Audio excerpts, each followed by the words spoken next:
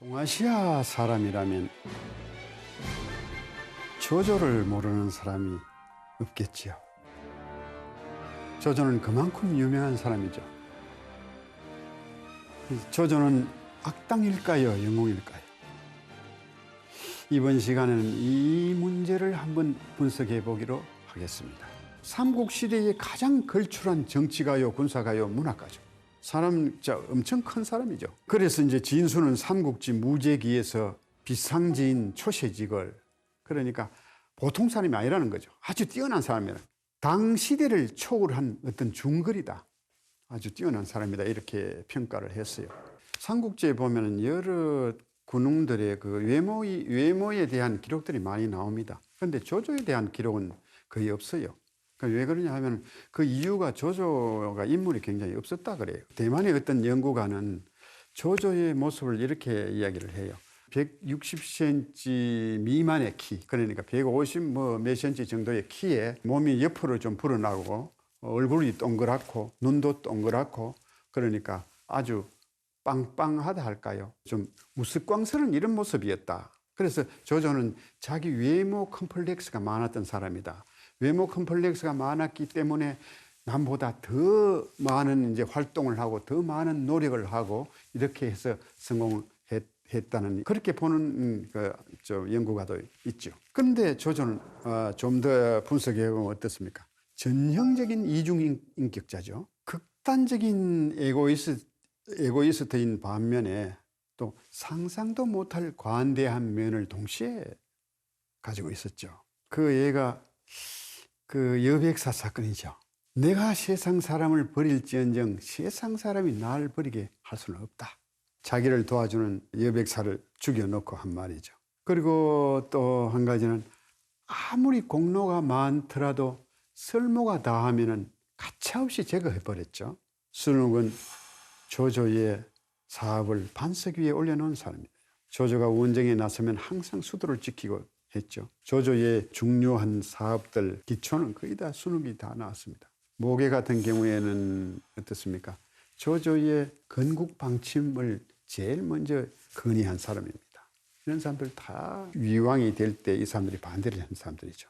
이 사람들을 다 감옥에도 가두고 나중에 스스로 죽게 만들고 이렇게 하죠. 그런 반면에 또 이득이 되기만 하면은 아들을 죽이고 조카를 죽이고 신복을 죽인 원수라도 또 자기 사람으로 받아들였죠.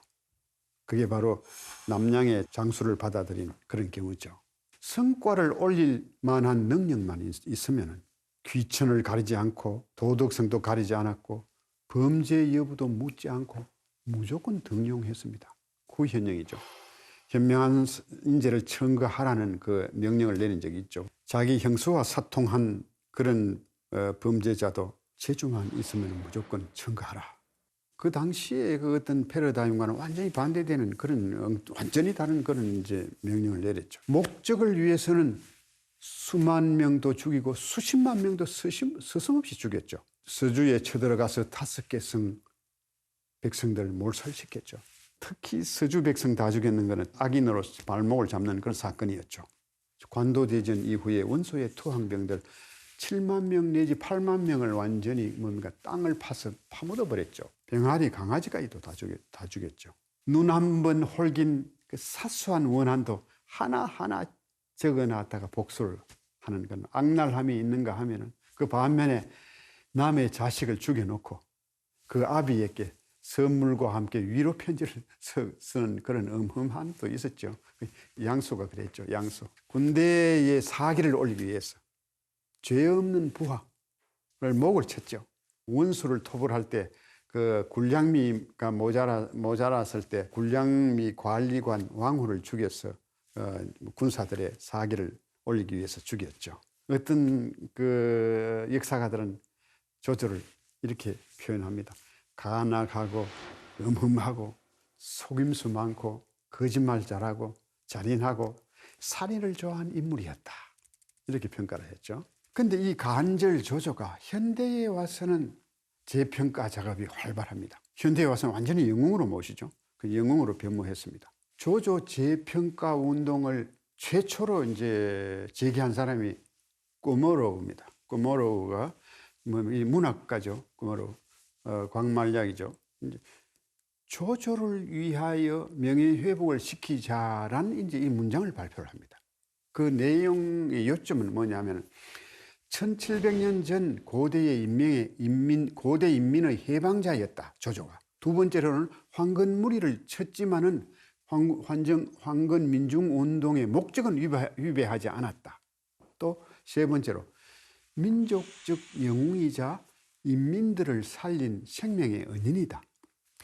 네 번째로 살인 행위는 당시에 처한 역사적 사실을 고려해서 평가할 필요가 있다. 이제 이게 꾸모로가 주장한 조조의 그 조조 명예 회복의 요점입니다. 이 또 한 가지 중요한 점은 조조는 이 농민 반란군 때문에 성공한 인물이다. 이런 평가가 있습니다. 황건무리가 나중에 이제 좀 패배해서 도주합니다. 그 제보까지 따라가서 거기서 황건군을 포위하게 되죠. 황건군 30만 명이 투항하죠. 그걸 접수합니다. 장정들 30만 명을 뽑아서 청주병이라는 이제 부대를 만듭니다. 이 병력이 조조가 대군벌로 발돋움하는 확실한 미천이 되는 거죠. 그 농민 반란군으로 인해가 이제 조조가 이제 성공을 하게 됐죠. 그런데 이 농민 반란군에 대한 조조의 인식, 이건 좀 다른 군부들하고 좀 달랐습니다. 원소는 어땠느냐 하면은 흑산적 우독의 공격을 받고 원소는 5일 동안 포위 공격을 해가지고 우독은 물론이요, 그 무리 10,000명을 참수했습니다. 황건 잔당들이죠. 이 사람들 또 모조리 닥치는 대로 죽이고 그 무리들 수만 명의 목을 잘랐습니다. 그러니까 말하자면 무조건 죽이는 데 주안점을 둔 거죠. 공손찬 역시 마찬가지입니다. 청주, 서주, 이제 있던 그 황건군들 동강에서 만나서 격파를 시키고 난 뒤에 3만여 명이나 목을 잘라버립니다. 그리고 그것도 도주하는 황건군을 다시 공격을 가해서 수만 명을 이제 살육을 합니다. 그래서 강물을 완전히 피로 물들었죠.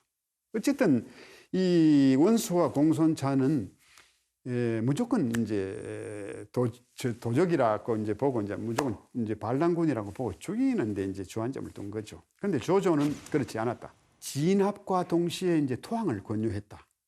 그리고 토항한 이제 이제 병사들은 본대로 편입해서 이제 자기 군사로 만들었다는 거죠. 그래서 병력이 점점 증가했다는 겁니다.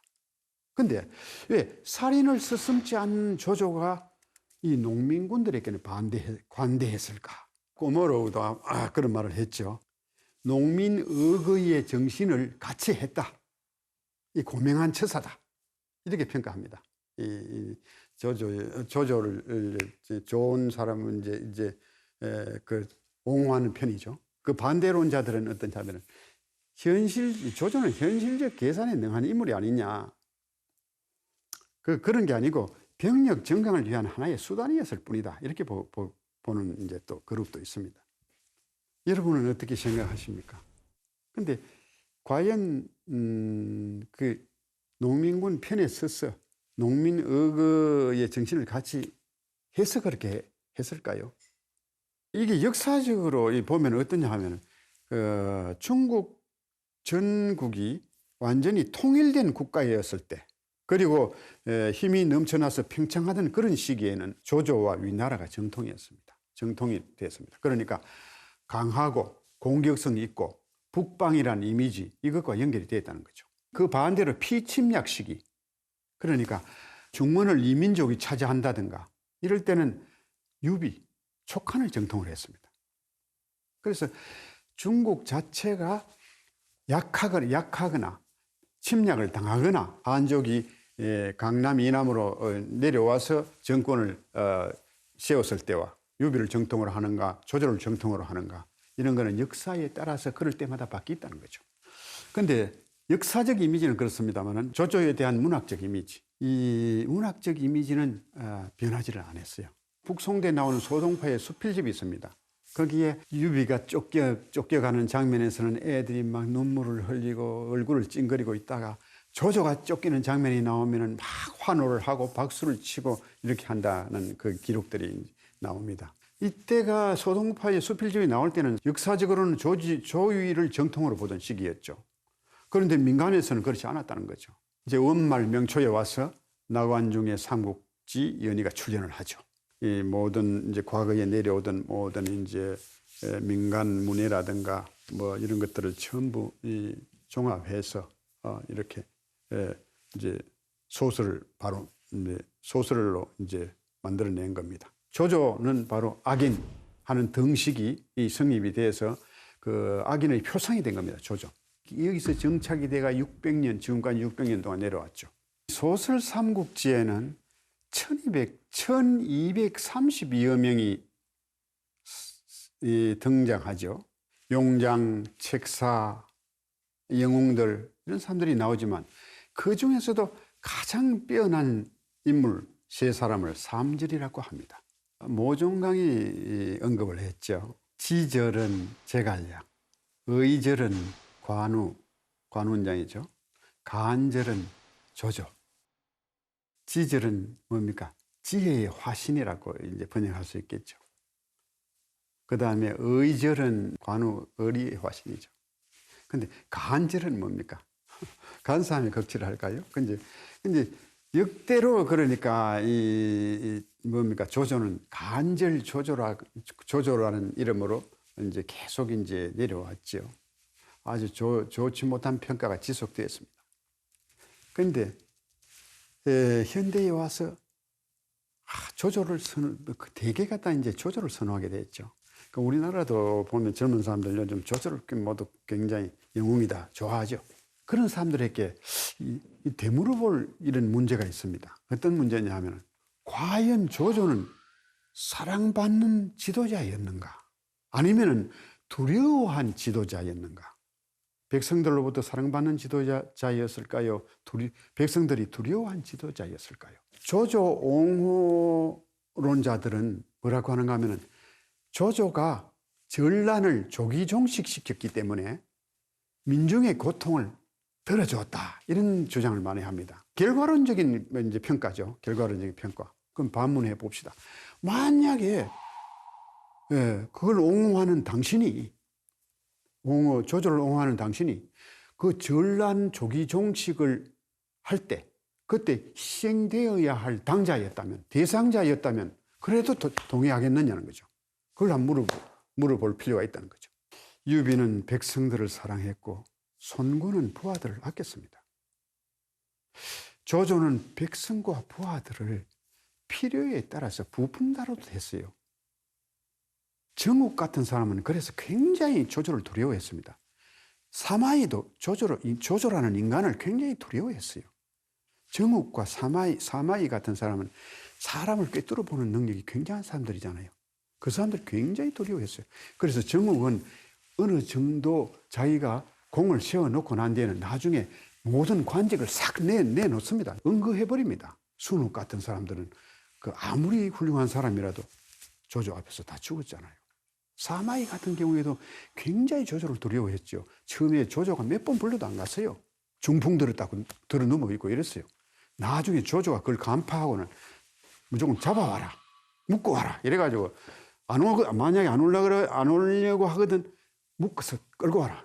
그래서 제갈량과 방통 같은 사람은 무슨 말을 했느냐 하면 조조 밑에서 일하느니 차라리 초야에서 썼겠다 이렇게 말했어요. 그래서 결국 조조가 천하통일을 뛰어난 능력에도 천하통일을 못한 근본 원인은 무엇이냐?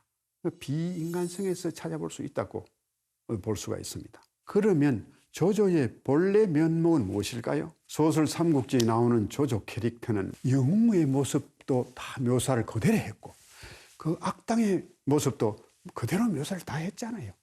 조조의 본래 면목은 영웅과 악당의 모습을 동시에 가진 그게 바로 조조의 본래 면목이다. 누구나 이중적인 걸 다 갖고 있지만 조조는 특히 참 특별히 더 그러한 사람이었죠.